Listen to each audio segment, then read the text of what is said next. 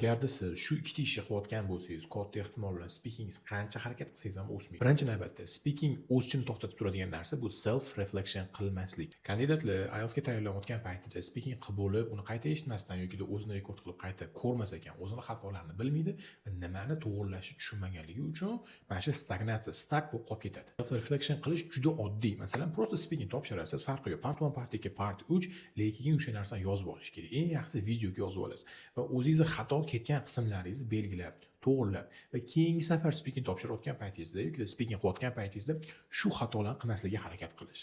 Ikkinchi xato bu uyali. To'g'ri, juda ham oddiy tuyulishi mumkin, lekin bu eng ashaddiylaridan bittasi hisoblanadi. Sababi hozirgacha misol uchun shaxsan o'zim yuzlab o'quvchilarni listeningga yaxshi, readingga yaxshi, writingga ham yaxshi, lekin speaking qilishga uyalganligi uchun butun o'qish jarayonida juda katta muddat speaking topshirmaydi, boshqa qiladi, uyaladi va speaking slishkim orqada qolib ketadi. Buni natijasida nima bo'ladi? Keyinchalik listening, reading, writing baland chiqadi, lekin speaking past bo'lib, overall bahoyingizni keskin pastga tushiraveradi. Kanalga обязательно подписка qilinglar, sababi kelgusi videolarda speaking haqida ko'p gapiraman va qanaqa qilib tez muddatda oson o'stirish yo'llarini tushuntirishga harakat qilaman. Ushbu muammo davosi juda ham oddiy. Eng yaxshisi hozir O'zbekistonda hamma yoqda speaking klublar bor yoki discussion klublar bor.